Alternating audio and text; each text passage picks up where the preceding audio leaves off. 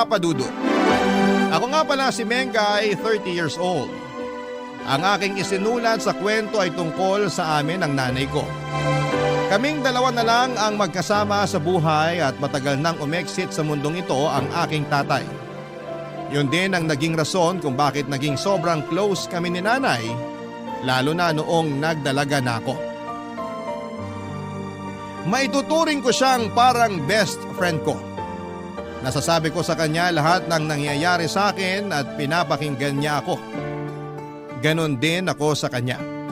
Kapag may mga problema siya o dahilan ng kanyang kasiyahan, ako agad ang sinasabihan niya. Dahil nga roon kaya siguro'y wala kaming naging ibang mga malalapit na kaibigan dahil sapat na para sa amin ang pagkakaibigan namin bilang mag-ina. Hindi na namin kailangan ng ibang tao. Nasubok lang ang relasyon naming mag-ina nang magkaroon ng bagong boyfriend si nanay, Papa Dudut. Nagkaroon na rin naman si nanay ng mga boyfriend mula noong namatay si tatay. Hindi ko naman siya pinagbawalan. Gusto ko rin siyempre na mahanap niya ang the one para sa kanya. Kasi nga hindi naman habang buhay ay magkasama kaming dalawa sa isang bahay.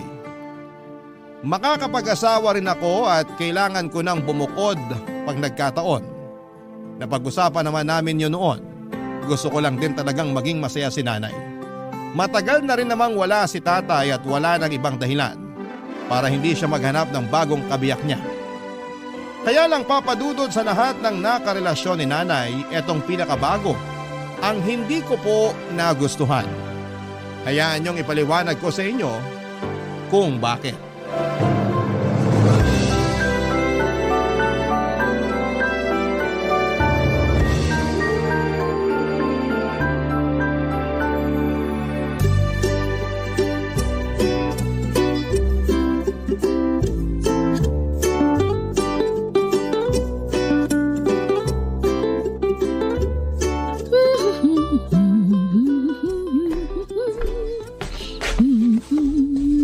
Wow!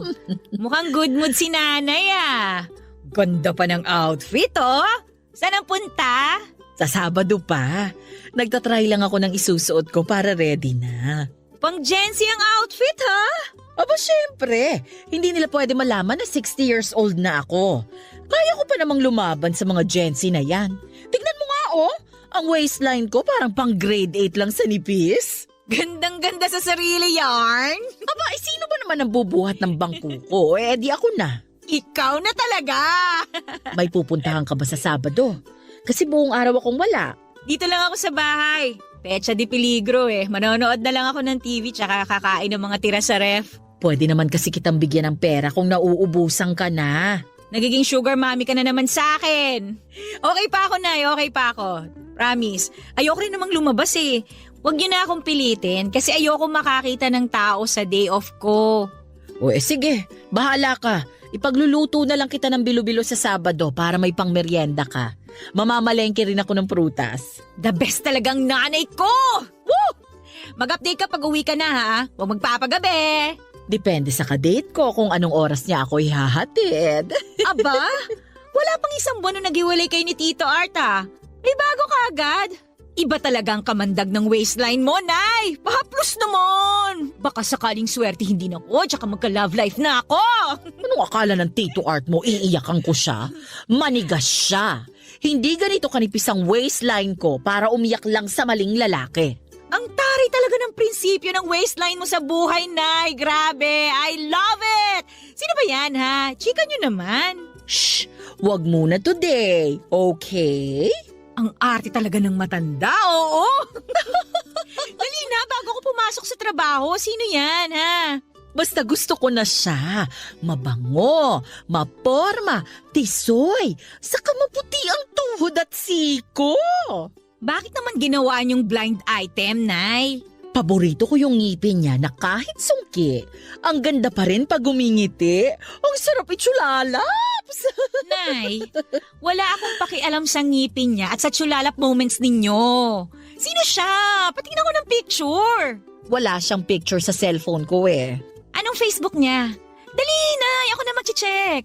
Friend mo ata siya sa Facebook. Ha? Sino? Pa-suspense naman, grabe. Si Luigi? Sinong Luigi? Yung kaklase mo nung elementary hanggang high school? Yung laging naghahatid sa'yo rito sa bahay tuwing wala kang payong pagtag-ulan? OMG! Nay! Bakit si Luigi pa? Bakit kaklase ko pa? Sorry, Nak. Hindi natuturuan ng puso kung sino ang pipiliin niya. Ihahatid naman daw niya ako pagkatapos ng date namin. May payong man o wala. Nakangiti pa si nanay habang binibitawan ang huling mga salita niya para makumbinsi akong pumayag na makipag-date sa kabatch ko sa school na si Luigi. Hindi na rin ako sumagot pa dahil alam kong magsasayang lamang ako ng laway. Kapag na-inlove kasi si nanay ay hindi na niya napapakinggan pa ang ibang sasabihin sa kanya. Kahit na anong paliwanag ko, ang nararamdaman niya lang ang tanging papakinggan niya. Iyon ang hindi ko nagustuhan kay nanay, lalo na't may edad na siya. Wala nang ibang mas mahalaga sa kanya kundi ang mga gusto niya at magpapasaya sa kanya. Lagi niyang inilalaban na matanda na siya at malapit ng lumisan sa mundong ito kaya dapat niya lang gawin lahat ng makapagpapasaya sa kanya. Ano bang laban ko sa prinsipyo niyang yon, Papa Dudut? Mas lalo nga akong walang magiging sagot kapag ginamit na niya ang pagiging nanay niya sa akin. Nang umalis si nanay ay saka ako nagkaroon ng tsansa para balikan ang mga naalala ko tungkol kay Luigi. Matagal ko na siyang hindi nakita. Graduation pa namin noong high school yung huling beses na magkita kami. Inabutan niya ako ng garland na gawa sa tsokolate. Gawain ng nanay niya. Alam daw kasi niyang mabilis akong magutom tuwing nabubor ako. Eh ang haba pa ng listahan ng mga estudyanteng gagraduate noon at sinabayan pa ng mga message mula sa mga guro at ibang mga politiko. Baka totoong inaantok na ako noon kung hindi ako inabutan ng makakain ni Luigi. Hindi ko makakalimutan yung moment na yon, sa totoo lang, Papa Dudut. Mabait naman si Luigi. Pero hindi ko lang tanggap na siya ang napisil ng nanay ko na gawing karelasyon. Kaedad ko lamang siya. Bakit naman mas bumaba ang age requirement ni nanay para sa mga jojowain niya? Hindi ko matanggap. Kaya muli ko siyang kinausap noong sumunod na araw para kumbinsihin na hindi sila pwede ni Luigi, Papa Dudut.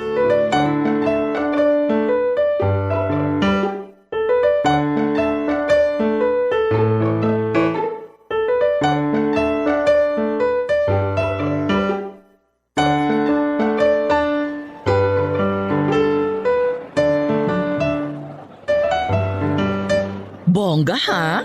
Ngayon mo lang ulit ako dinate. Touch naman ako, anak. Nalipat na ba ang Mother's Day? Naging busy ka na kasi sa mga bagong kumari mo eh. Ako naman naging busy rin sa trabaho. Wala na tuloy tayong team building. Hoy, namiss ko naman itong paglabas-labas natin. Namiss ko ang bonding natin. Sulitin na natin tong araw na to para makapag-banding tayo, Nay. Anong gusto mong pag-usapan? Kumusta ka naman sa trabaho? Okay naman, ganun pa rin. Alam mo bang may pwede akong ireto sa inyo? Ang layo na agad ng usapan? Kakasimula ko pa lang na kumustahin ka sa trabaho? Napunta na agad sa irereto? Hindi maayos ang transition, ha? Dapat kasi magmadali bago ka pa maunahan. Bakit ba napunta sa reto ang usapan? Alam mo namang hindi ko na kailangan yan dahil meron na akong Luigi Yung na... kapatid ng boss ko. Naku, Nay, biyudo yun. Mayaman. Gentleman pa. Parang si tatay. Ay, hindi ako interesado sa mga ganyan. O sige, kung hindi ka interesado sa kapatid ng boss ko, pwede rin naman yung isang katrabaho ko. NGSB yun, Nay. Wag ka. NGSB? No girlfriend since birth. Naku, Nay, maasikaso yun. Grabe. Tisoy, magkakuko sila ni tatay. Diba? Paborito niyo mga kuko ni tatay? Anak. Teka, mukhang ayaw niyo yata ng walang experience sa relasyon ha. Marami pa ako ritong nakalista, Nay. Wait ka lang ha. Wait lang. Makinig ka kaya muna sa akin. Alam ko na. Ito, hindi ko pa nakakausap pero friends kami sa Facebook nito. Laging nagpo-post na sawa na siyang maging single. Sino yan? Uy, interesado siya. Prof ko nung college, Nay. Binata pa to. Kaedad mo lang siya, tsaka balita ko, malaki ang nakuha niyang retirement pay. Hindi ako interesado sa retirement pay. Pass. Kilalanin mo muna kasi bago ka mag-pass dyan. Hindi ko na sila kailangang kilalanin. Kasi kahit iharap mo ko sa kanila, isa lang ang gusto ko. O sino yung gusto mo? Yung byudo? Yung NGSB? O yung malaki ang retirement pay? Wala ni isa sa kanila. Marami pa akong pwedeng hanapin, Nay. Mabilis lang naman sa social media eh. May mga dating app din. Pwede kitang isali sa mga yon. Send ka lang sa akin ng picture mo, Nay, ha? Ako nang bahalang mag-match sa babagay sa'yo. Hindi ka naman marunong makinig. Wala akong interes sa mga yan. Si Luigi lang ang gusto ko. Okay na ako sa kanya. Eh, baka naman kasi nagsisettle ka lang sa kanya, Nay. Huwag ganun. Hindi mo deserve na magsettle lang. Ano bang nagsisettle lang? Naswertihan ko pa nga si Luigi. Hindi yun pagsisettle lang. Anak, alam ko mahirap tanggapin ang age difference namin ni Luigi. Siguro mahirap din para sa'yo na isipin na ginawa ko yung kabatch mo. Pero masaya na ako sa kanya eh. Promise. Hindi mo masasabing masaya ka na talaga sa kanya hanggat hindi ka pa sumusubok ng iba. Sumubok na ako ng iba noon. Alam mo yan. Hindi ba't wala namang tumagal? Walang pumantay sa tatay mo. Eh di wag ka na lang magjowa dahil wala namang papantay kay tatay sa puso mo, di ba? Wala naman talaga. Oo, yun naman pala eh. So dapat single ka na forever, okay? Ayokong maging single forever. Kasi nahanap ko na yung lalaking kahit mismong tatay mo a-approve sa langit. Si Luigi yun. Anak, ngayon lang talaga ako nakaramdam ulit ng ganito. Maniwala ka. Ibigay mo na sa akin to. Eh, pero Nay. Anak, umuwi na lang tayo. Baka masira lang tong plano nating magandang bonding. Tara na. Alam kong nagpasensya lang si nanay sa akin noon, Papa Dudut. Ayaw niya lang makipagtalo sa akin. Napilitan na lamang akong umuo sa kanya at naglakad lamang kami saglit sa mall para maghanap ng mga kailangan namin sa bahay. Nilibre ko siya ng ice cream para mabawasan ang inis niya sa akin na hindi niya pinapahalata. Gumanda na rin ang mood ni nanay pagkatapos noon, lalo na noong nabili na namin lahat ng kailangan namin sa bahay. Habang nasa loob ng taxi ay hindi kami nag-iimikang dalawa. Nakatutok lamang siya sa kanyang cellphone. Alam kong kausap niya si Luigi noon at hinayaan ko na lamang siya. Wala na rin naman ako magagawa pa. Ako naman yung nasira ang mood noon pero hindi ko pinahalata. Naghanap ako ng matamis na makakain sa mga pinamili namin para umayos ang mood ko. Pero hanggang sa makababa kami ng taxi ay hindi nakatulong na pagandahin ng matamis na kinain ko ang mood ko. Hindi ko naman yun pinahalata kay nanay, Papa Dudut. Nagpaalam si nanay na magpapahinga na sa kwarto. Alam kong kahit papaano ay medyo may sama siya ng loob dahil sa pagpupumilit kong ireto siya sa ibang lalaki. Hinayaan ko siyang muli. Tumambay ako sa kusina habang pumapapak ng suha na binudbura ng asukal. Sinabayan ko yon ng nagyayelong tubig. Hawak ko ang cellphone ko at chinek ko, Papa Dudut, ang Facebook ni Luigi. Hinesto ko siyang saglit.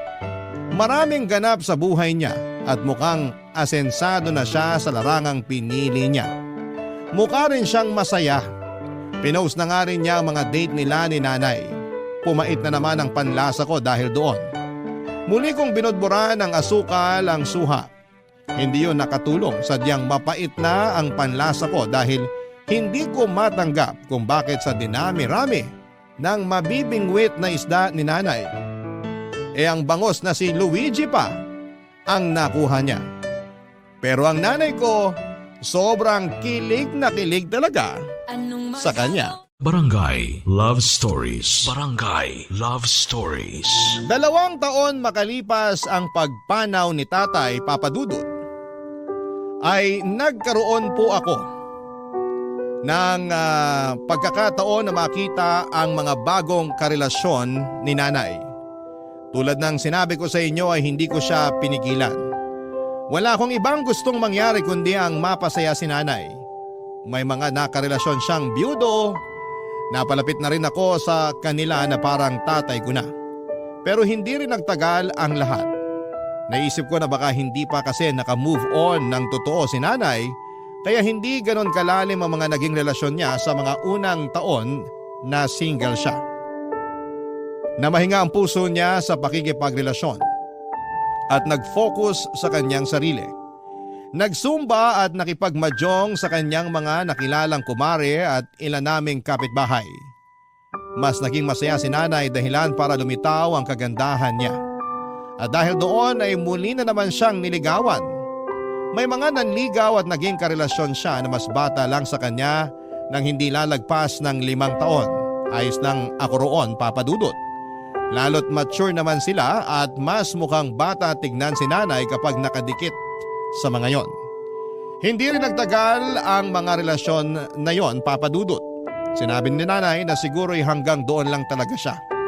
Sabi niya baka kay tatay lang niya nahanap ang forever niya. Kinumbinsi ko siya at sinabing hindi pa lang niya nahahanap ang katapat niya. Yung lalaking papantay o baka humigit pa sa pagmamahal ni tatay. Hindi ako pinaniwalaan ni nanay at tila sinukuan na niya ang ideya ng pag-ibig. Nalungkot ako, Papa Dudut. Kaya nga laking tuwa ko nang makita ko siyang na-excite muli sa pakikipag-date, pero agad ding nawala yon nang malaman kong kabatch at kaedad ko ang muling nagbukas ng puso niya. Mas lalong naging komplikado ang lahat nang makita ko siya sa kanyang kwarto at sinusukat pang muli ang wedding gown niya sa harapan ng salamin. Hindi ko sana siya pupunahin pero nakita ko kung paano siya ngumiti sa harapan ng salamin na akala mo'y ilang minuto na lang ay ikakasal na siya. At alam kong si Luigi ang nasa isipan niya ng mga oras na yon, Papa Dudut.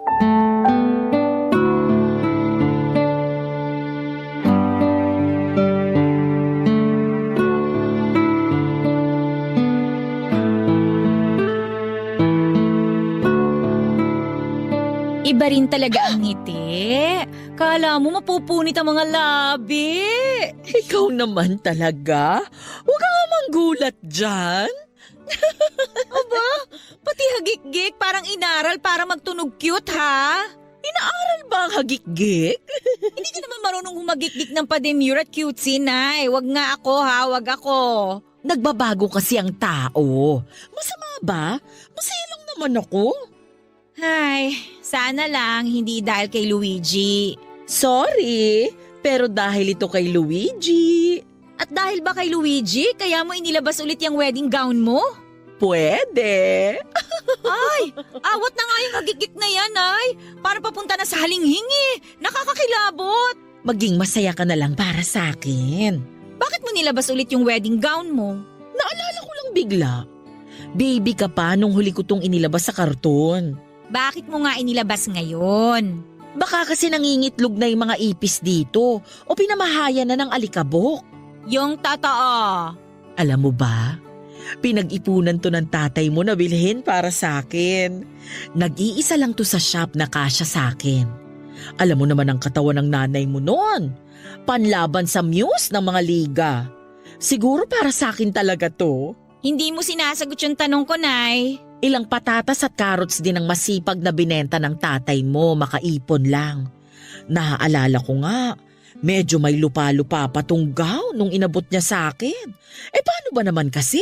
Masyadong excited na iabot sa akin. Galing siya sa paghuhugot ng carrots at patatas sa lupa. Hindi ko makakalimutan yon. Talagang nililihis niyo yung usapan, no? Ano ba ulit yung tanong mo? Ay, pasensya ka na. Ang sarap lang kasing balikan ng alaala ng tatay mo at ng gown na ito. Paniguradong mabubura ang mga yan kapag nagplano ka na magpakasal sa iba. Paano mo naman nasabi? Iba kasi ang ngiti mo sa salamin eh. Parang ilang oras na lang at ikakasal ka na. Grabe naman. Yan naman yung hagigik na akala mo teenager na umiibig. Nakakaloka. Umiibig naman talaga ako. Alam mo naman yun. Kay Luigi, Oo. balak nyo na bang magpakasal? Kaya ba nilabas nyo yung gown na yan? OA ka naman, Mengay. Hindi pa nga niya ako inaaya. Pero kung ayain kayo, papayag ka. Oo naman. Hindi ako magsisinungaling sa'yo. Sa totoo lang, hindi naman talaga ang mga itlog ng ipis o alikabok ang dahilan kaya nilabas ko tong gown ko. Alam ko. Hindi ko nga alam kung bakit pati itlog ng ipis dinamay niyo eh. Anak, masaya lang ako. Ngayon ko lang inilabas ang gown ko kasi ngayon lang ulit akong nangarap na maisuot ito pagkatapos pumanaw ng tatay mo. At dahil nga kay Luigi. Oo, dahil sa kanya. Magkano kaya magpa-dry clean ng wedding gown, no? Muling binalik ni nanay ang pagkakatitig niya sa salamin habang nakapatong lang sa kanyang harapan ang kanyang wedding gown. Sabay naming sinipat ang bawat detalye ng gown, Papa Dudut, maski ako ay nagandahan sa gown na yon. May kalumaan ng style, oo, pero wala na kasing gumagawa ng gown na ganon ka-detalyado. Bigla ko tuloy naisip kung paanong pinaghirapan ni tatay na bilhin yon. Nalungkot lang din ako dahil bigla kong na-miss si tatay. Mahiling magregalo ng damit si tatay. Nung graduation ko nga nung elementary ako ay siya pa ang nag-effort na pumunta ng Divisoria para makabili ng pinakamagandang bestida. Pinag-ipunan niya yon, Papa Dudut. Gusto niyang masigurado na ako ang pinakamaganda at mapapansin sa araw ng pagtatapos ko. Parang may kumurot sa puso ko, hindi ganong kadaling palitan ang pagmamahal ni tatay sa puso ko. Para hindi na ako masyadong malungkot ay sinikap kong ibahin ang usapan. Ikinahon ng muli ni nanay ang wedding gown at saka inaya akong lumabas ng kwarto para magmeryenda. Sa sala kami nag-usap. Nilabas niya ang suha at gumawa ng maiinom naming dalawa. Nagkwentuhan kami tungkol sa trabaho ko hanggang sa hindi ko na namalayan na nailiko na niya ang usapan tungkol kay Luigi. Gusto talaga niyang pag-usapan ang bago niyang boyfriend. Wala akong naging takas. Sinabi niyang dadalaw daw si Luigi para magbigay galang sa akin. Natawa na lamang ako sa isipan ko. Kung gusto niyang magbigay galang sa akin, edi sana hindi niya ginawa ang nanay ko. Makalipas nga ang ilang araw ay dumalaw nga si Luigi para formal na kausapin ako tungkol sa relasyon nila ni nanay. Pahirapang itago ang emosyon ko noon pero kailangan. Para kay nanay.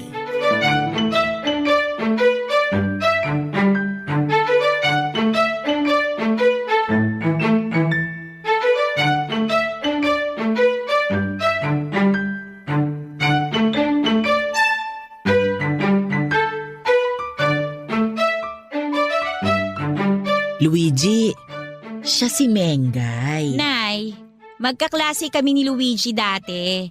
Kahit middle name po niya at mga grade niya sa math, alam ko. Gusto ko lang namang maging formal ang lahat. Hello, Mengay. Ang tagal na nung huli tayo nagkita. Oo nga eh. Matagal-tagal na tayong hindi nagkita o kaya nagkausap man lang. Tapos gugulatin mo ko, jowa mo na pala nanay ko. Sa totoo lang, nagulat din naman ako. Hindi ko talaga alam na may in love ako sa nanay mo. Ako rin kaya. Sa ating tatlo, ako yung pinaka nagulat. Huwag na kayong makipagtalo ha. Ako ang panalo dito. Nagbibiro lang si Mengay ha. Huwag mong masyadong pansinin yan. Parang bagong hasa lagi ang dila niya ni ang talim. Huwag kang mag-alala, sanay na ako, baby.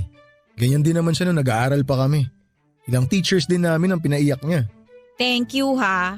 Siguro hindi ko sinasadyang mapaglihian ng kutsilyo nung pinagbubuntis ko siya. Alam mo ba noon, kapag natutulog ako, kailangang may kutsilyong maliit lagi sa tabi ko. Ah, kaya pala matalas dila ni Mengay. Totoo? At matalas din ang paningin ko. Kitang-kita ko kung paano kayo maghawakan ng kamay sa ilalim ng throw pillow ha. Tigilan nyo nga yan. Kalas na, dali. Kadiri. Opo, Nay. Uy. Pasensya ka na ah. Physical touch kasi love language namin pareho ng nanay mo. Lo, hindi ba acts of service ang love language mo, Nay?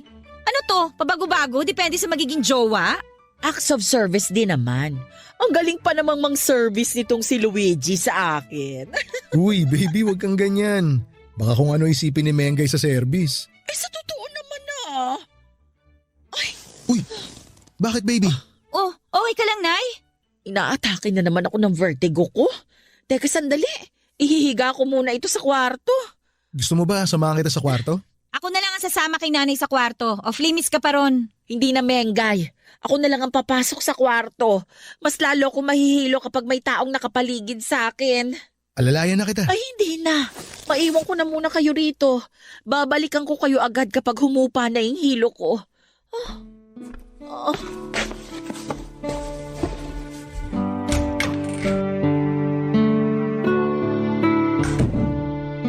Mana ka pala sa nanay mo, no? Paanong mana? Yung vertigo. Hindi ba nung nag-aaral pa tayo, inatake ka rin ng vertigo habang nagre-review tayo nun sa library? Para dun sa science quiz bee natin? Naalala mo pa talaga yun, ha? Sino bang makakalimot dun? Ay, Bakit? nakalimutan mo na? Hindi ko na nga masyadong maalala yun eh. Kapag inaatake ako ng vertigo, hindi ko na maalala yung mga sumunod na nangyari. So hindi mo maalala na napaibabaw ka sa akin dala ng hilo? Tapos, aksidente mo akong nahalikan sa labi. Pagbagsak mo. Nanlaki ang mga mata ko hindi lang dahil sa sinabi ni Luigi kundi dahil bigla kong naalala yung eksaktong nangyari na yon. Nasa library kami at nagre-review. Kaming dalawa lang noon dahil nakimiting ang librarian namin sa ibang mga guro. Pinagkatiwala sa amin ang library dahil maliit lang naman yon at tiyahin ni Luigi ang librarian. Nang tumayo ako para ibalik ang libro sa bookshelf ay bigla akong inatake ng vertigo. Nahalata kagad ni Luigi yon kaya nagmadali siyang harapin ako. Hindi naging maayos ang balanse ko at nabuwal ako sa kanya. Hindi yon napaghandaan ni Luigi kaya na out of balance siya at natumba. Sabay kaming bumagsak sa sahig na naging dahilan para mapaibabaw ako sa kanya at mahalikan ng hindi sinasadya ang mga labi niya. Parang eksena sa isang pelikula ang datingan. Hindi na lang yon sineryoso ni Luigi dahil mas inalala nito ang kalagayan ko. Binuhat niya ako papunta sa klinik para masiguradong maayos ako. Hindi niya ako iniwan hanggat hindi sinasabi ng nurse na maayos na ako. Nakahiga lang ako noon sa klinik at doon na lamang pinagpatuloy ni Luigi ang pagre-review habang pasaglit-saglit na kinukumusta ang pakiramdam ko. Sadyang maalalahanin si Luigi, iyon ang napansin ko sa kanya noon. Sa tuwing nakatutok ang kanyang mga mata sa librong binabasa niya, yun naman ang pagkakataon ko para matitigan siya. At sa unang pagkakataon ay napansin kong gwapo pala siya. Mas mahaba pa ang pilik mata niya kesa sa akin. Makinis ang mukha niya, Papa Dudut. Kahit tagaktak na ng pawis, gwapo siya talaga. At sa unang pagkakataon ay nakaramdam ako ng pagkabog ng puso ko. Hindi dahil sa vertigo ko, kundi dahil nagkagusto ko kay Luigi. Hindi niya yon nalaman. Hindi ko naman binalak na sabihin pa. Barangay Love Stories. Barangay Love Stories. Siguro parte ng pagkontra ko sa relasyon ni Nanay at Luigi yung hindi ko pagkakaroon ng tsansa kay Luigi nung nag-aaral pa lamang kaming dalawa.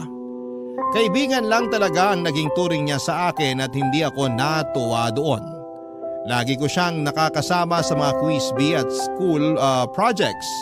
Lagi po kami magkasama sa isang section. Magkasama tuwing recess, pero bakit hindi niya ako napansin? Doon nga ata nagmula ang insecurity ko dahil hindi niya ako magawang tignan bilang isang babae na pwedeng ligawan o makrasyan man lang. Nagpupulbos naman ako. Babango naman ako. Lagi naman akong nakangiti sa kanya at hindi ako nagpakita ng kagaspangan ng ugali. Pero bakit hindi niya ako makita? Lagi niya akong hinahatid sa bahay tuwing magkasabay kaming pauwi, lalo na tuwing wala akong dalang payong tuwing maulan. Tinutokso na nga kami madalas ng mga kaklase namin pero deadma siya. Iba pa rin ang nagawa. Pinili niya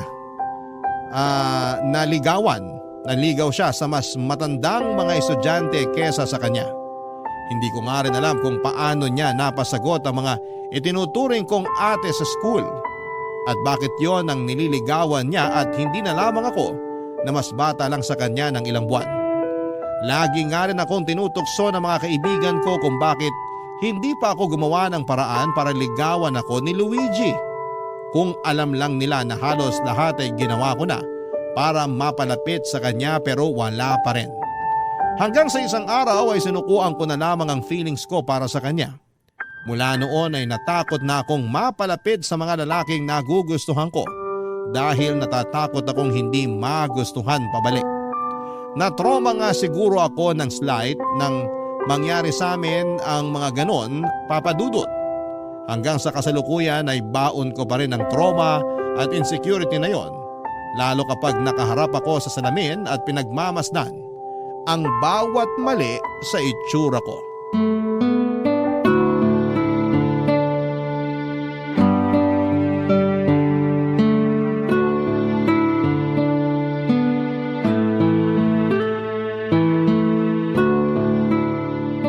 Mag-iisang oras ka nang nakatitig sa salamin, ha? Pag yan nabasag, umorder ka ng bago. Ikaw ang magbabayad. Ang dami kasing mali. Mali saan? Sa mukha ko. Ouch, ha? Bakit ikaw ang masasaktan ako tong pangit? Masakit marinig ng isang ina ang sinabi mong yan, akala mo ba? Para mo na ring sinabi na may mali sa lahi ko, kaya nagkaganyan ang itsura mo. Hindi naman dahil sa inyo kaya ganitong itsura ko eh. Nakakainis nga kasi ang dami kong pwedeng manahin sa inyo, bakit hindi pa yung mukha nyo? Namana mo naman yung galing ko sa pagsayaw. Ayos na ako ron. Hindi ko naman nagagamit yung talent ko sa pagsayaw sa trabaho, no? Eh di sa TikTok. Nay, hindi naman ako sumasayaw sa TikTok. Nanonood lang ako ron ng mga ganap sa Barangay LS. Ay, naku naman. Ngayon ka pa talaga naging insecure sa sarili mo? Maganda ka naman. Pero hindi kasing ganda nyo, no? Galing ka sa akin. Kaya alam kong parehas lang ang ganda natin. 90% ang itsura ko galing kay tatay. Mukha akong lalaki, Nay. Hoy! Parang iniinsulto mo naman ang tatay mo sa sinasabi mo. Eh bata pa lang naman ako, lagi na lang ako kinukumpara sa inyo eh. Bakit daw mas maganda kayo kaysa sa akin? Di ba raw dapat mas maganda ang anak kaysa nanay? Bakit daw pagdating sa akin, mukha na raw akong latak? Sino nagsabi sa'yo niyan? Mumurahin ko sa chat. Lahat sila! At pinakinggan mo naman. Eh bakit naman hindi?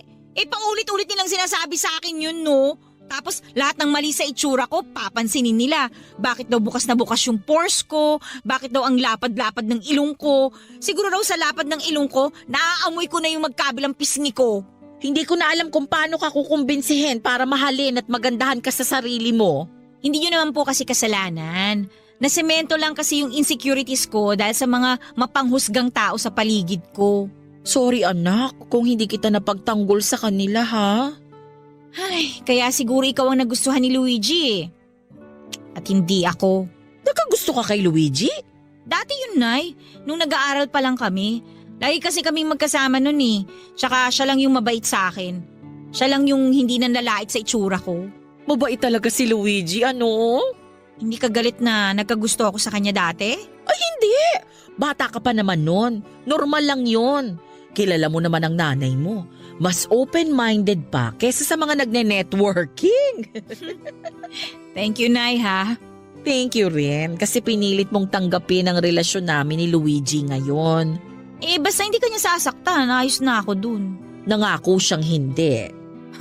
Subukan lang niya talaga kundi mumurahin ko siya sa chat. Linya ko yan ha. Mag-ina talaga tayo. Halika na muna sa kusina.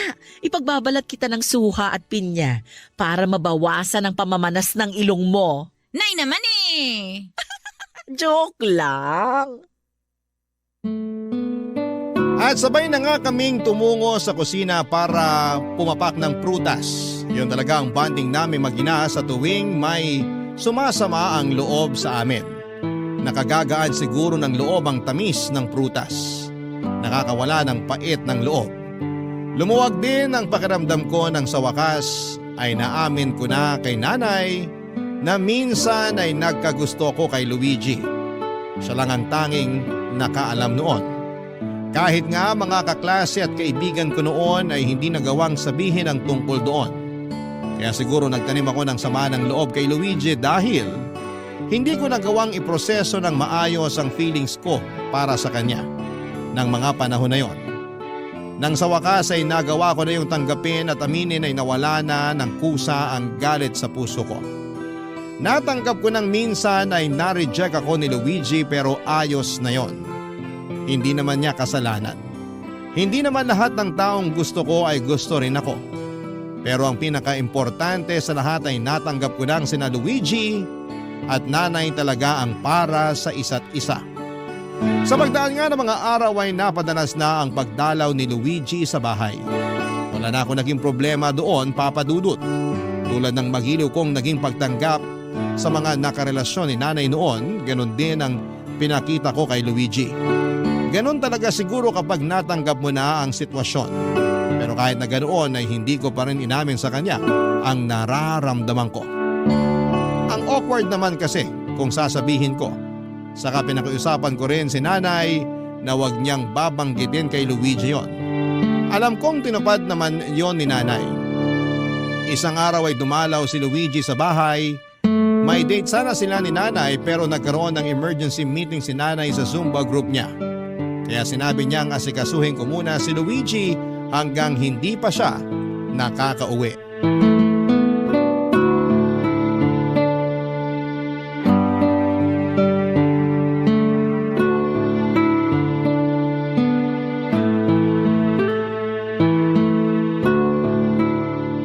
Anong oras kaya makakabalik nanay mo? Wait mo na lang text niya sa'yo. Magsasabi naman yun. Ikaw naman, masyado kang clingy sa baby mo ha. Sabado kasi ngayon. Naisip ko lang baka mahirapan kaming makahanap ng sasakyan. Pauwi na yon. Kung sakaling wala kayong masakyan, dito na lang kayo sa bahay mag-date. Tipid pa, di ba? Iwas traffic. Kaso, third wheel ka. Hindi ako magiging third wheel sa inyo, no? Magkukulong lang din naman ako sa kwarto ko at manonood ng paborito kong K-drama. Bakit kasi ayaw mo pang mag-boyfriend? Para hindi sa mga opa sa K-drama ka kinikilig.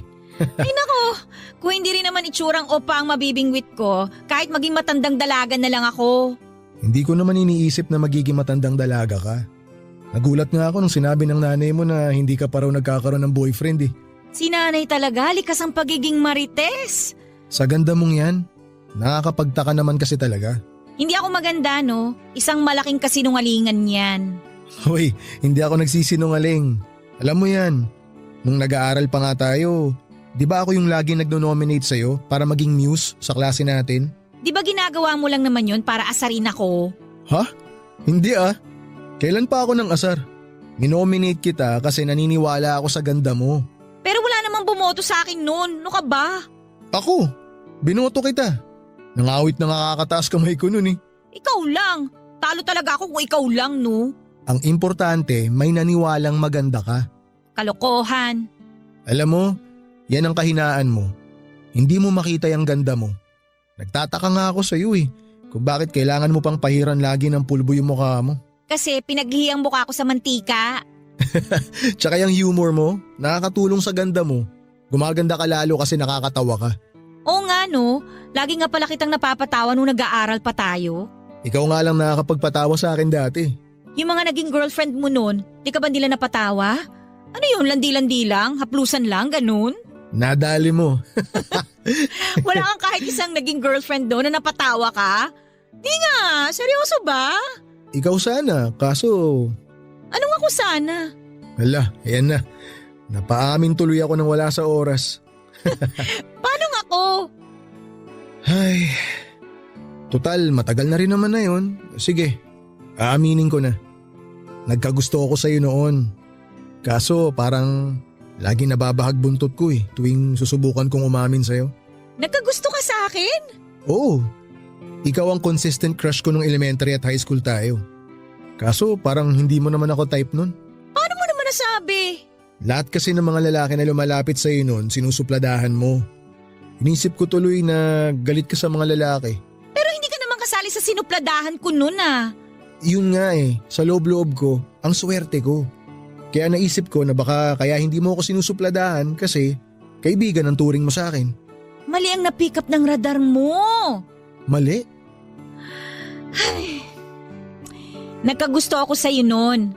Kaya lang iba naman yung ginujowa mo eh. Puro yung mga ate sa school natin. Ang gaganda tsaka ang sikat pa ha. Ano bang labang ko sa mga yun? Naisip ko nga baka mahilig ka talaga sa mas matanda sa'yo eh. Mas lalo lang akong tumiklop. Siguro may mommy issues ka, no? Uy, wala ah. Niligawan ko yung mga yon kasi nga sila lang naman yung nagpakita sa akin ng interest dati. Kaya para makalimutan kita, sila na lang yung pinansin ko. Bakit? Bakit hindi mo sinubukan? Lagi naman tayo magkasama, di ba? Flag ceremony, recess, quiz bee, tsaka uwian. Tayo, di ba? Tayo lagi yung magkasama. Bakit hindi ka nagtanong?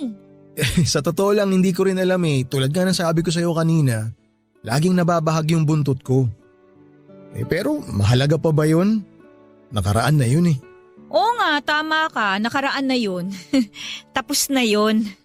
Kayo na ni nanay. Masaya na kayo. Ay, pero anong klaseng saya kaya no kung tayo?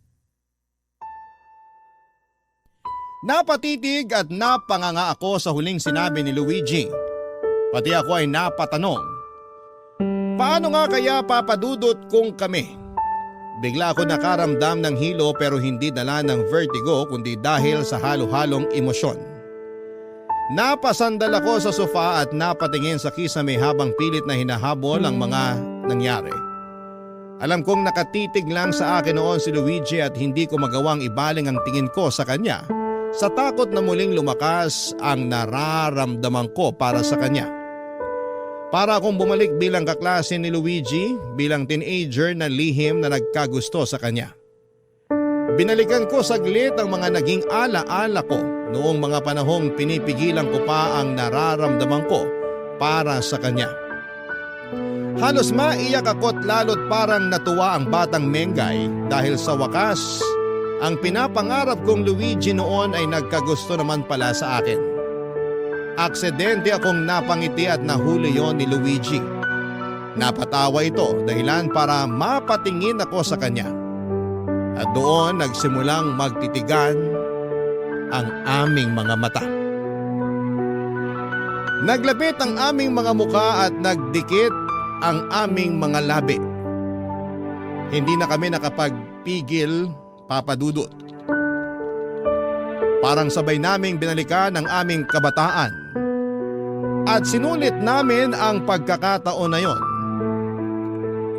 Naghalikan at nagyakapan hanggang sa pareho kaming hindi nakapagpigil na hubaran ng bawat isa. May nangyari sa amin. Nang matapos kami ay sakto namang dumating si nanay nang walang kamalay-malay sa nangyari. Hindi kami makatingin ng diretso kay nanay, Papa Dudut. Nagpanggap akong may pupuntahan lang para makaiwas sa kanila. Alam kong sinundan ako ng tingin ni Luigi palabas ng pintuan, Papa Dudut. Pagkatapos noon ay nakatanggap ako ng text mula kay Luigi. Mag-usap daw kami dahil parang nalito na siya sa nararamdaman niya. Para raw bumalik ang pagmamahal niya sa akin at napaiyak na lamang ako dahil parehas kami ng nararamdaman at hindi ko alam kung paano yon ipoproseso. Sa tingin po ninyo, ano ba ang dapat kong gawin? Sana'y magawa ninyo akong tulungan, isa akong masugid na tagapakinig ng Barangay LS, lalo na ng Barangay Love Stories. At hangad kong makarating sa inyo ang kwentong ito at umaasa ako na sana'y matulungan po ninyo ako sa sitwasyon na pinasok ko. Maging ng inyong mga tagapakinig. Salamat po sa lahat. Ako po ang inyong kabarangay forever, Mengay. Dear Papa Dudut, hindi ako relihiyosong tao pero paborito kong Bible verse ang sinasaad ng Kawikaan chapter 19 verse 14. Tungkol po ito sa pag-aasawa. Ayon dito, bahay at mga kayamanan ay minamana sa magulang. Ngunit ang mabait na asawa ay galing sa Diyos. Minsan ko yung narinig nang naimbitahan akong umaten sa isang church service taong 2019. Doon ko nakilala si Ryla na kapwa ko first timer sa simbahang yon. Pero hindi na naulit ang pagkikita namin dahil sa pandemic. Noong December 2021 ay para bang kusa kaming pinagtagpo ng kapalaran. Nagkita kami sa isang bookstore sa mall sa Mandaluyong. Nakamask pa ang mga tao noon dahil pandemic pa, pero unti-unti nang nasasanay. Doon nagsimula ang constant communication namin hanggang sa niligawan ko siya. Matapos nga ang 2 buwan ay sinagot niya ako, Papa Dudut. Tawagin niyo na lamang ako sa pangalang Tuti. 31 years old at isang web developer. Pero bago ko napunta sa posisyon kong ito, ilang taon din akong namasukan bilang katukatulong ng tiyo ko sa tindahan niya ng mga karne sa palengke ng Araneta, Cubao. Wala rin kasing anak ang tiyuhin ko kaya malaking pabor talaga na tinutulungan ko siya sa kanyang business. Pero sinabi ko sa kanya na gusto ko namang sumubok ng ibang trabaho. Bagay na sinang-ayunan niya. Mahusay kasi ako sa computer at gusto ko sanang gamitin yon sa larangan na may kinalaman dito. Nagsimula ang job hunting ko taong August 2022 at kasama ko na noon si Ryla dahil magka-live-in na kami. Kaya lang ay hindi naging madali ang paghahanap ko ng trabaho dahil nagka-problema ako, Papa Dudut.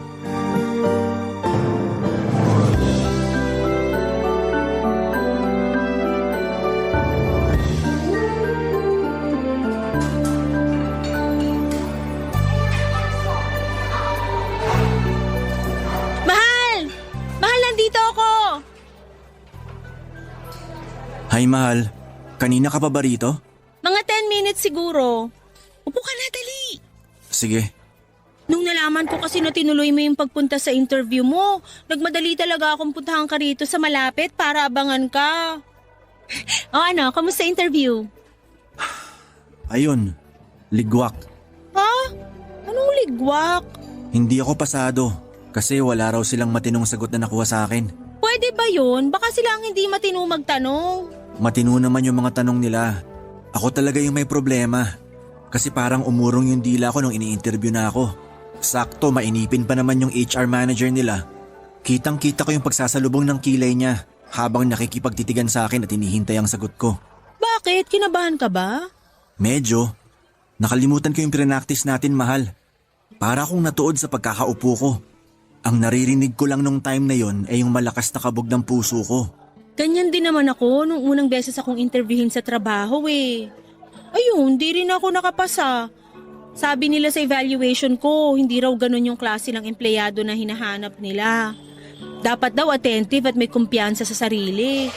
Saan ko naman uhugutin yun? First time ko nga lang mag-apply, di ba? Pero hindi ko naman na first time. Pangatlong job interview ko na to pero lagi pa rin akong ligwak. Nagkataon lang siguro yun, mahal. Ewan ko. Parang nawawala na ako ng pag-asa na matatanggap ako sa in-applyan kong trabaho. Wag naman. Naniniwala pa rin ako na matatanggap ka. Pero hanggang kailan ko ba dapat subukan? Hanggang matanggap ka. Dapat lalo ka magpursige. Alam ko na pursigido ka naman. Pero habang wala pang tumatanggap sa'yo, wag kang sumuko. Magpatuloy ka lang. Thanks, mahal. Oh, bakit malungkot ka pa rin? Nahihiya na kasi ako sa'yo. At bakit ka naman nahihiya sa akin? Kasi grabe yung suporta mo sa akin. Pinapractice mo ako sa pagsagot ng interview. Tapos kapag wala kang pasok sa trabaho sinasamahan mo pa ako o di kaya inaantay pagkatapos ng interview ko. Katulad ngayon pero... Pero ano? Pero laging bad news yung sinasabi ko sa'yo. Ayoko lang makita na malungkot ka mula sa pagiging excited na malaman kung anong result ng interview ko. Wala namang kaso yun. Normal na reaksyon yun kasi umasa tayo na matatanggap ka. Pero hindi ibig sabihin mawawala na tayo ng pag-asa. Alam mo, nakikita ko sa'yo na determinado ka. Masipag ka rin at matyaga. Siguro sa ngayon pinanghihinaan ka lang ng loob dahil nga sa nangyari kanina sa job interview mo. Pero wag mong hayaan na kainin ka ng pagkabigo mong yun. May kasabihan nga na try and try until you succeed. Hindi ba try and try until you die? Sira, hindi ka pwedeng mamatay. Kailangan mo munang matanggap sa trabaho. Joke lang. Pero thank you talaga kasi ang comforting na mga sinabi mo. Narealize ko tuloy na tama ka. Dapat subukan ko pa rin. At wag ako basta-basta sumuko. Yan, ganyan nga. Kaya hayaan na muna natin yung nangyari sa interview mo kanina. Kumain tayo ngayon ng masarap, mag-celebrate tayo. Bakit naman tayo magse-celebrate? Hindi naman ako nakapasa. Pero pumunta ka pa rin sa interview. Humarap ka doon kahit kabado ka. Yun palang worth it na para i-celebrate. Kaya huwag ka nang kumontra dyan. Ako na bahala, okay? Okay, pero ako na order. Ako na. Steady ka lang dyan. Carry ko na to.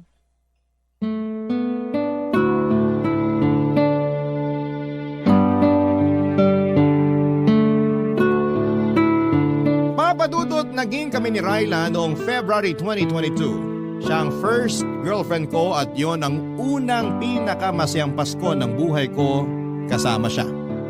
Ulila na kasi ako sa mga magulang at wala ring kapatid. Ang tiyuhin ko na lamang ang nagpaaral at kumupkop sa akin. Hindi ko masyadong feel ang Kapaskuhan dahil nga lagi kaming abala ng tiyo ko sa business niya. Kaya nang dumating si Ryla ay naranasan ko mag-celebrate ng Pasko. Hindi rin siya rin ang humimok sa akin na ituloy na ang pag-a-apply ng ibang trabaho. Kaya lang, nakaka-frustrate dahil madalas ligwak ako sa mga interview. Lagi kasi akong kinakabahan at nauutal. Pero malaki ang pasasalamat ko kay Ryla dahil hindi niya ako sinukuan kahit na sinukuan ko na ang sarili ko. Napakatulong ang mga sinasabi niya para ma-relax ako at talaga namang pumapanatag sa akin ang mga yon. Bukod doon ay gustong-gusto ko rin ang pagiging optimistic niya. Kaya nga hindi nagtagal pagkatapos ng ilang pang mga pagsubok ay natanggap ako sa isang maliit na lending company bilang computer technician. Sobrang saya ni Ryla nang ibinalita ko yon sa kanya at excited siya sa pagsisimula ko sa trabaho. Nang makumpleto ko na ang requirements na kailangan, bumalik ako sa naturang kumpanya upang pumirma ng kontrata. Binigyan na nila kaagad ako ng schedule kung kailan ako magsisimula sa probationary period ko. Papadudot.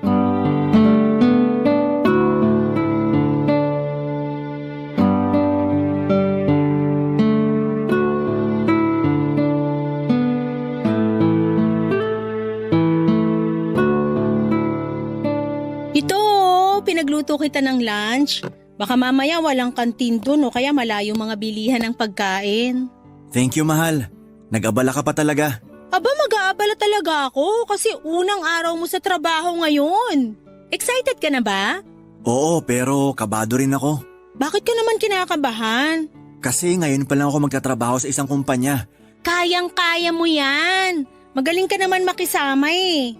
May mga suki ka na nga sa tindahan ng tsuhin mo. Di ba nakwento mo na hinahanap-hanap ka nila pag bumibili sila ng karne? Oo, pero iba pa rin yung environment dun sa papasukan ko. Sigurado iba-iba rin ugali ng mga katrabaho ko.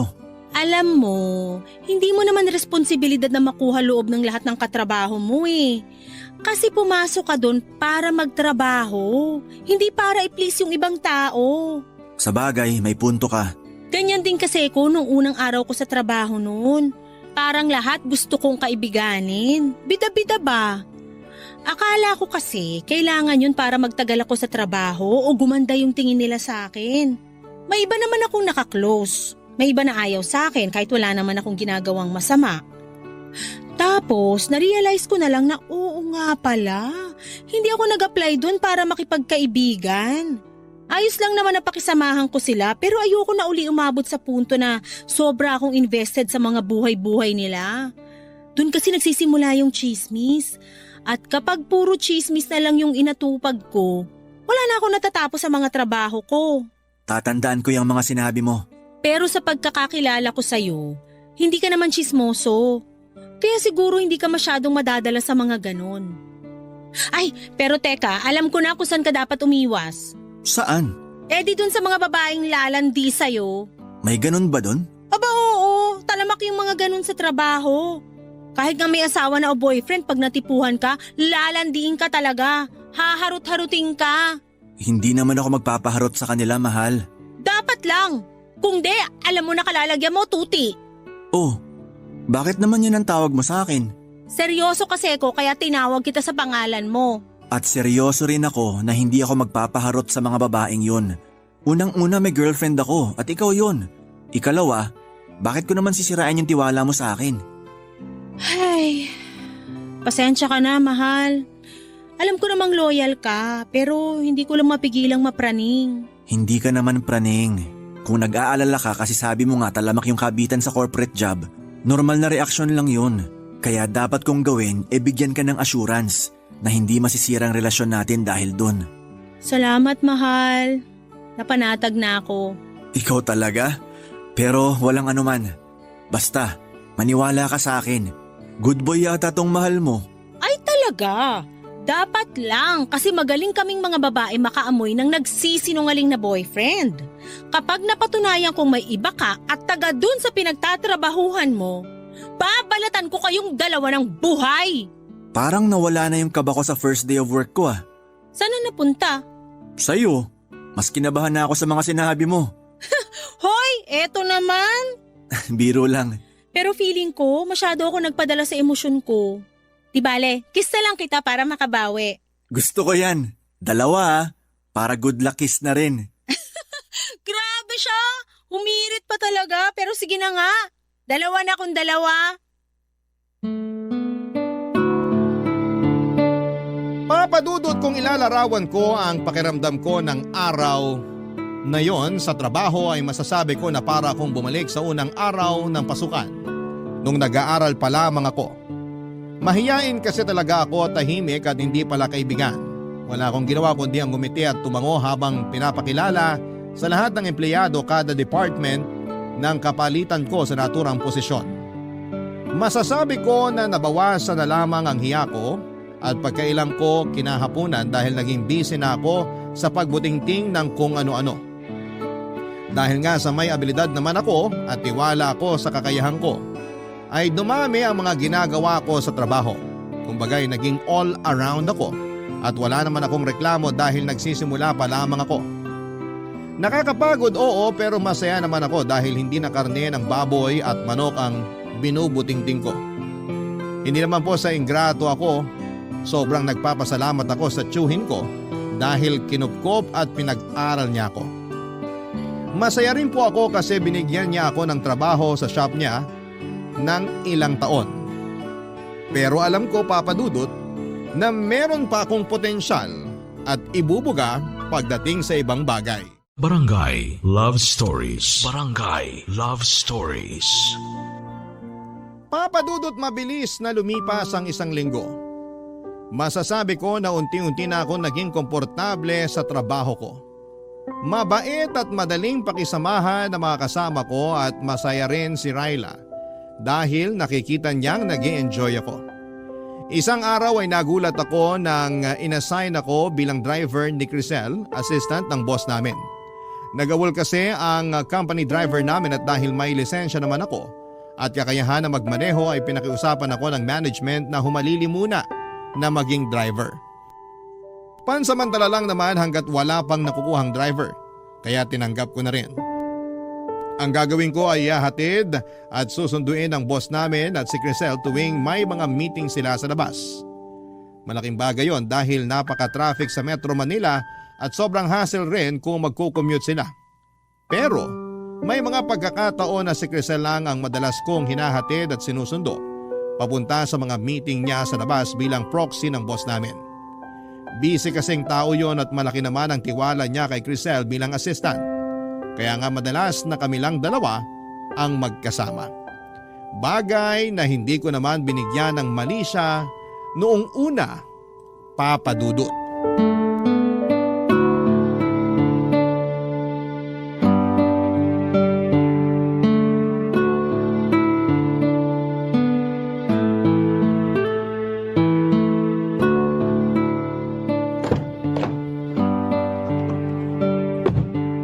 Kumusta po, ma'am?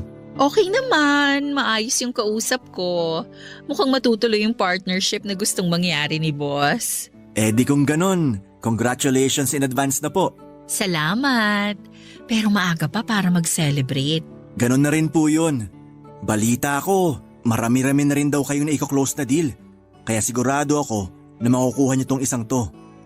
So narinig mo pala yung tungkol sa mga ganon Ay, nako, sorry po. Hindi naman sa pagiging tsismoso. Ayos lang. Alam ko naman na madalas akong pagchismisan sa trabaho. At wala naman akong reklamo doon.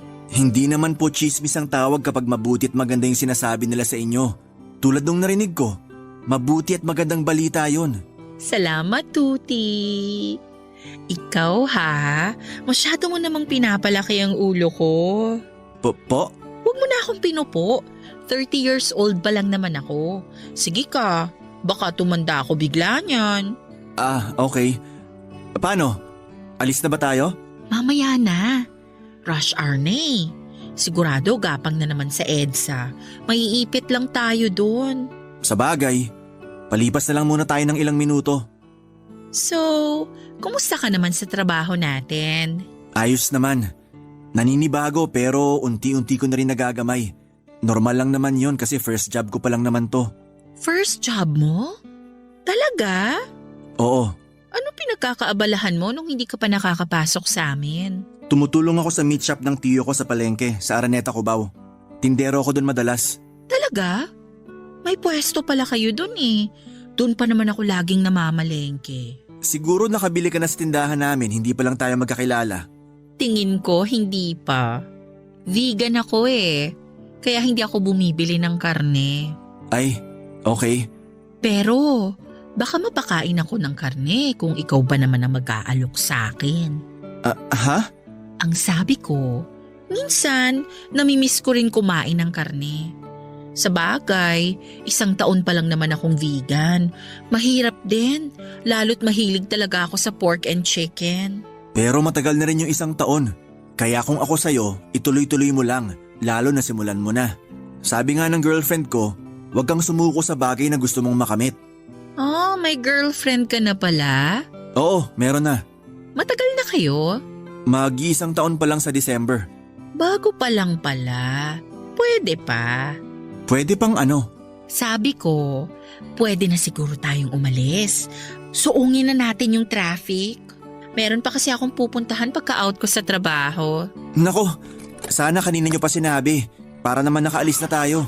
Ayos lang, wala namang kaso. Hindi naman ganun kahalaga yung pupuntahan ko. Sigurado kayo? Oo. Baka nga hindi na ako tumuloy kasi nagbago na pala ang isip ko.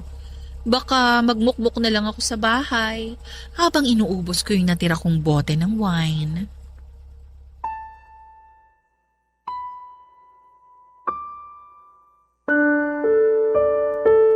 Papadudot dumalas ng dumalas ang pasimpleng hirit ni Crisel sa akin. Kinatagalan ay hindi na ako naging komportable at madalas ay nananahimik na lamang papadudot. Pero makulit siya, maingay at may pagkamaharot. Dati sa likod siya umuupo pero kapag hindi namin kasama ang boss namin sa sasakyan hanggang sa tumabi na siya sa akin sa passenger seat. Hindi ko siya dinadaldal sa buong panahon ng pagmamaneho ko dahil hindi ako ganong klaseng magtrabaho. Kaya nga lagi akong distracted pag panay ang kwento niya. Siguro inaikwento na ni Crisel ang buong buhay niya sa akin, papadudot. May 2 anak daw siya sa dati niyang asawa na nasa poder nung tatay. Hindi naman daw siya malungkot kasi malayo sa kanya ang mga anak niya dahil civil naman sila ng ex-husband niya. Gustong gusto raw niya yung buhay na walang iniintinding iba. Pero binibisita pa rin naman daw niya yung mga bata kapag may okasyon. Bukod doon, ongoing daw ang annulment nila. Hindi ko naman tinanong pero kinuwento na lamang niya bigla. Hinayaan ko na lamang siya dahil nga mas mataas pa rin ang posisyon niya kesa sa akin. Pero isang araw ay nagulat ako dahil nakatanggap ako ng mensahe mula sa kanya dahilan para maggalit sa akin ang girlfriend ko na si Ryla, papadudot.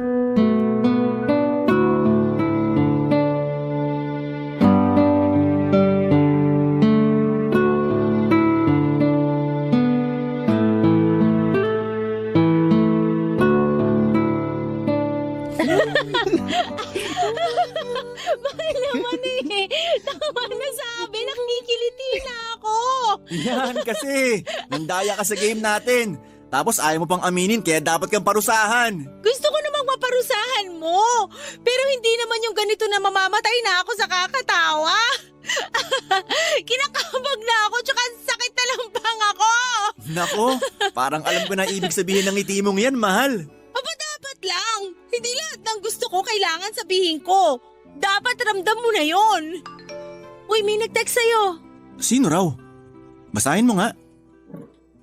Unknown number eh. Ang sabi. Aray ko naman, mahal. Bakit ka ba namamalo? Dapat nga sikpain ko pa mukha mo eh! Sino to nag-text sa'yo? Bakit ganito mag-texto? Ha? Tingin nga. Ayan, basahin mo! Ang sabi, I love you daw! Sino yan? Hindi ko kilala to, mahal.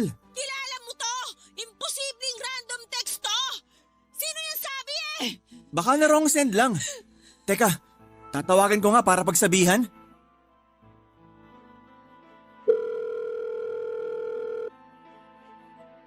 Hello? Ma'am Crisel? Sinong Crisel yan, ha? Boss ko. Boss mo! Oo, yun nakwento ko sa'yo. Akin na nga yung cellphone mo! Hello? Raila Ito ba naman. yung Crisel? Ako nga. Eh, ikaw? Sino ka? Makinig ka ha! Ila-loudspeaker ko to! Sino ba to? Ako lang naman si Raila, girlfriend ni Tuti! Yung sinabihan mo ng I love you! Oops! Sorry. Na-wrong send lang ako, ate.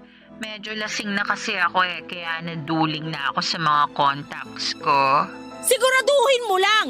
Dahil kung hindi... Wala naman akong intensyon na landiin yung boyfriend mo eh. Akin na nga yung cellphone ko. Pasensya na po kayo, Ma'am Crisel. Hindi na po mauulit. Humingi ka rin ng pasensya sa kanya, mahal. Ayoko! Bakit ako hingi ng pasensya dyan? Raila naman. Alalahanin nung boss ko pa rin to. Pasensya na! Walang problema. Basta next time, dahan-dahan sa pagiging palengkera ha. Ang cheap mo kasing pakinggan kanina eh. O siya, bye! At ako pa talaga yung cheap na palengkera? Ang kapal ng mukha! Mahal, huminahon ka nga muna.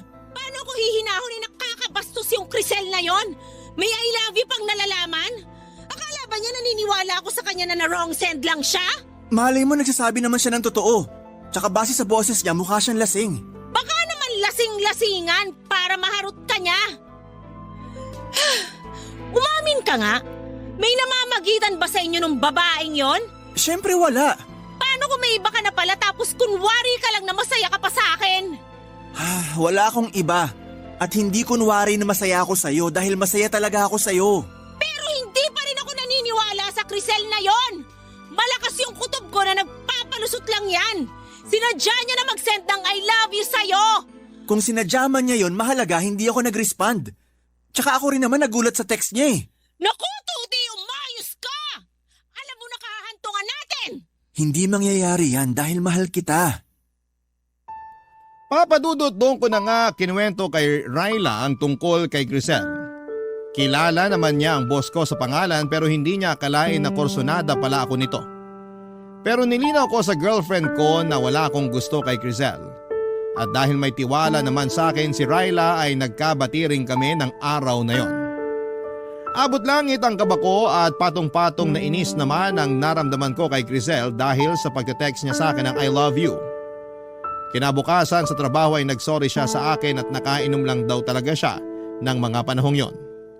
Akala ko ay okay na pero hindi pa rin pala, papadudot. Alam ni Crisel na may girlfriend na ako pero hindi pa rin siya tumigil sa kakalandi sa akin. Kahit na kinausap ko na siya at sinabihang hindi ako komportable. Minsan kahit na rest day ko ay nagtitext siya sa akin para lang magpahatid sundo sa mga personal niyang lakad, papadudot. Nag-o-offer na lamang siya ng extra pay pero tinatanggihan ko siya ng maayos.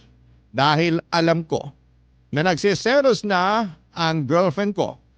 Bagay na iniiwasan ko. Papadudot. Barangay Love Stories. Barangay Love Stories. Papadudot dahil sa pagtanggi ko kay Crisel na ihatid sundo siya tuwing rest day ko, ay hindi naging maganda ang imahe ko na nakarating sa boss namin. Nang mga panahong yon ay kakaisang buwan ko pa lamang sa trabaho. Hindi pa ako nare-regular at natatakot ako na baka makaapekto ang mga pinaparating niyang negatibong komento tungkol sa akin sa boss namin kapag lumabas ang evaluation ko. Bukod doon ay laging pinagmamalaki ni Crisel na marami siyang kilalang abogado Kaya wala raw akong laban sa kanya sakaling magreklamo ako. Kaklose din niya ang karamihan sa mga katrabaho namin at kampi ang mga ito sa kanya. Sa katunayan, may isang beses na narinig kong pinagchichismisan nila ako. Nagsipulasan na lamang sila noong makita akong dumating at dahil maliit lang naman ang opisina namin ay talaga namang dama ko kapag meron silang pinag-iinitang empleyado. Isang araw ay hindi na ako nakatiis kaya kinausap ko na nga si Crisel. Papa Dudut.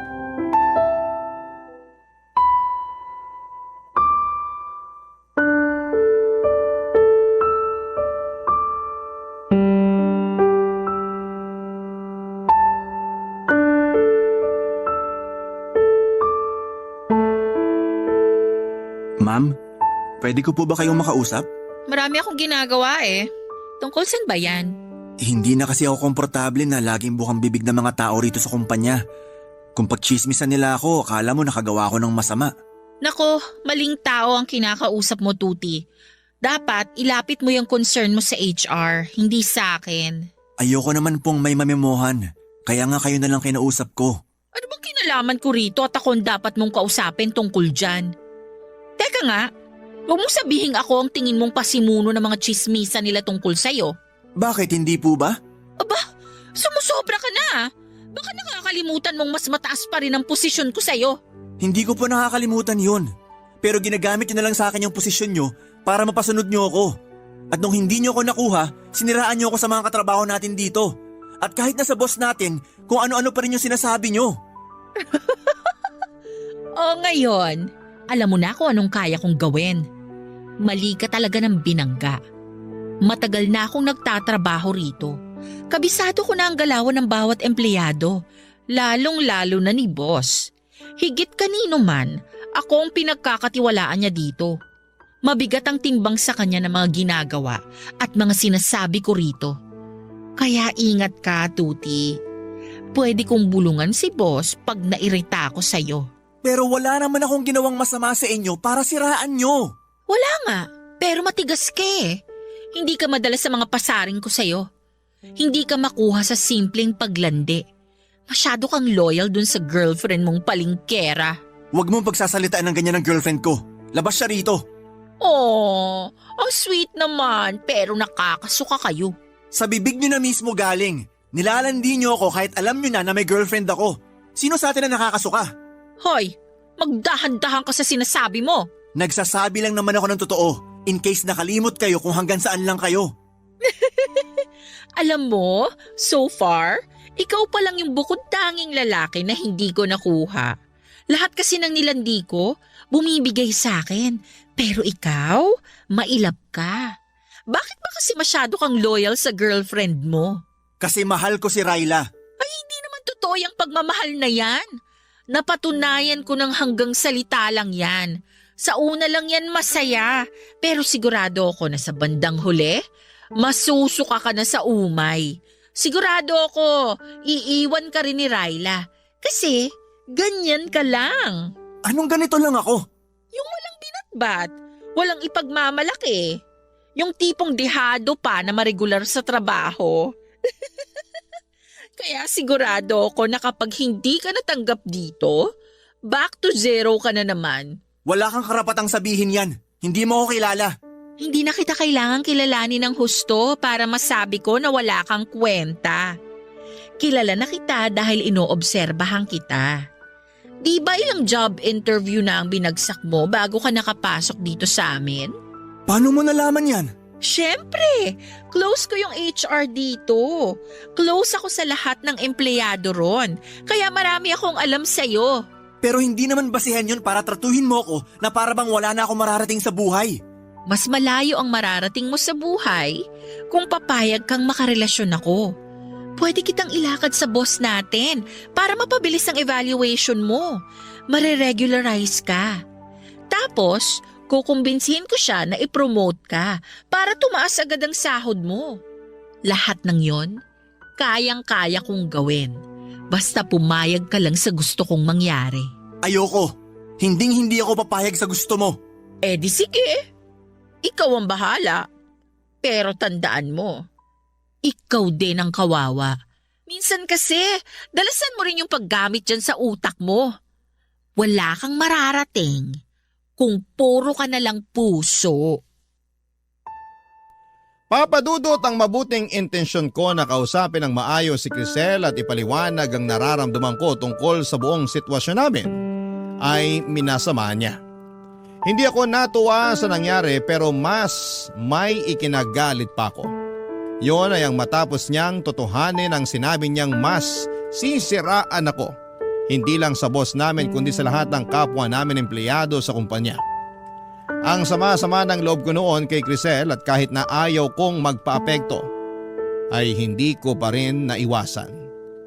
May isang beses na kinausap na ako ng boss namin para pagsabihan tungkol sa mga sumbong at paratang ni Crisel sa akin at hindi naman ako nakasagot kasi biglang bumalik yung nararamdaman ko tuwing may job interview ako. Yun bang kinakabahan at nauutal. May mga araw din na para bang ayaw ko nang pumasok sa trabaho at lahat ng yon ay naikwento ko kay Ryla. Galit na galit ang girlfriend ko. Nagsabi rin ako sa kanya na gusto ko na lamang mag-resign. Inunawa ako ni Ryla at sinuportahan niya ang desisyon ko. Mabilis nga na lumipas ang 1 linggo at nagulat na lamang ako dahil biglang sumulpot sa nirerentahan naming apartment si Crisel, papadudot.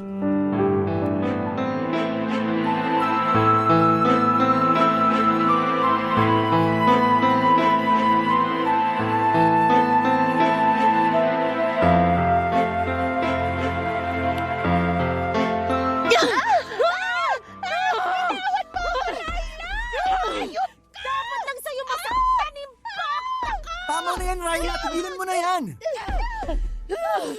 Bakit ba ako inaawat? Hindi pa ako tapos sa babaeng yan! Ayoko lang magkasakitan kayo. Magkakasakitan talaga kami kasi ang kapal ng mukha niya pumunta rito! Mas makapal ang mukha mo! Anong sinabi mo? Mahal naman. Nakakabwisit! Ano ba kasing ginagawa niya dito? Bakit ka ba kasi pumunta dito sa apartment namin, Crisel? Tsaka paano mo nahanap tong address namin? Eh di tinanong ko sa HR, tanga! Hoy! Bawal yung ginawa mo! Wala ka nang pakialam doon! Bubunutin ko talaga lahat ng buhok mo sa anit eh! Mahal, huminahan ka nga muna. Hindi mo pa sinasagot yung tanong ko. Bakit ka pumunta rito? Gusto ko lang talagang humingi ng sorry sa'yo. Kasi kung hindi dahil sa akin, hindi ka magre-resign sa trabaho. Hindi ko naman sinasadya na siraan ka sa boss natin at sa iba pang empleyado. Sorry na, Tuti. At sa palagay mo, may magagawa pa yung sorry mo? Hindi ikaw ang kinakausap ko kaya manahimik ka! Paano kung sabihin kong ayoko? May magagawa ka ba? Ay, kahit kailan talaga wala kang class. Ang ingay mo? Ikaw ang walang class! Malandi ka! Ano sabi mo? Sandali, okay? Hindi tayo magkakaintindihan kung ganyan kayo eh.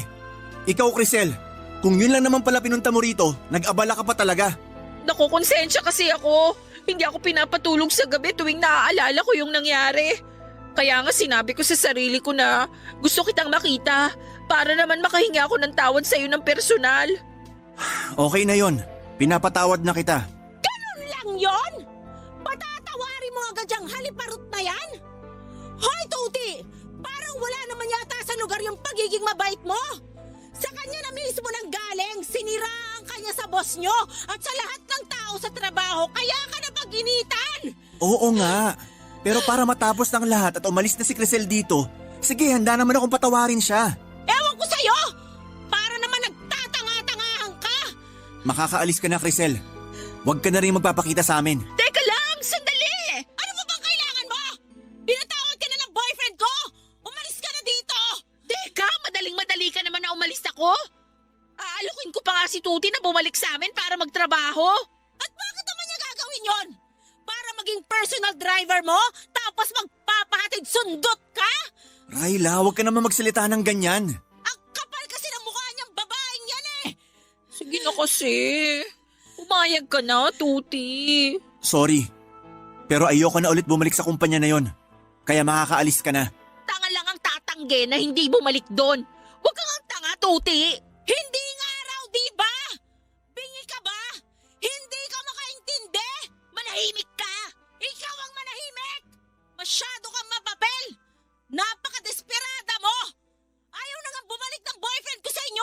Kaya umalis ka na dito bago ko matalupan yung mukha mo! Papadudot na awat ko naman si Ryla nang sabunutan niya ulit si Crisel. Muli ay kinumbinsin naman niya ako ni Crisel na bumalik sa kumpanya na pinagtatrabahuhan niya pero tumanggi muli ako. Pagkatapos noon ay padabog siyang umalis sa apartment namin pero laking gulat namin ni Ryla nang pumunta naman siya kinabukasan. Pero may dala na siyang cake at mga lobo para peace offering daw. Nag-away na naman sila ni Ryla kaya nag-decide na akong ipablatter sa barangay si Crisel para hindi na siya makalapit sa amin. At ganun nga ang nangyari pero pagkalipas ng ilang araw ay may nakarating sa aking balita na panay daw parinig nito sa social media tungkol sa akin. Pero hindi naman ako apektado dahil wala akong ginawang masama. Hinayaan ko na lamang siya kahit na gustong gusto siyang idemanda ni Ryla. Kinatagalan ay tumigil din siya tapos ang huling balita ko ay na-admit na raw si Crisel sa isang mental institution. Thankful ako na hindi rin ako na regular sa kumpanyang yon dahil yung mga sumunod ko namang inaplayan ang siyang pinagtatrabahuan ko na sa ngayon bilang web developer. Sabi nga ni Ryla, redirection daw ang tawag doon kasi alam ng Panginoon na mas may better place pa para sa akin kesa sa lugar na iniwan ko. Kaya nga payo ko sa mga kabarangay natin ay huwag matakot sumubok at huwag din kaagad sumuko. Mabalik tayo doon sa paborito kong Bible verse na tungkol sa pag-aasawa. Yun kasi ang bukang bibig sa akin ni Ryla matapos niyang mag-yes sa wedding proposal ko sa kanya nitong Valentine's Day ng 2024. Sinabi niya sa akin na nahanap na raw niya ang kanyang Kawikaan 19 verse 14 sa katauhan ko. At sa susunod nga na taon ay plano na naming magpakasal ng babaeng pinakamamahal ko na walang iba kundi si Ryla. Hanggang dito na lamang po ang sulat ko, Papa Dudut, at maraming salamat po sakaling mapili po ninyong i-ere sa programa ninyong Barangay Love Stories. God bless po and more power sa inyong istasyon.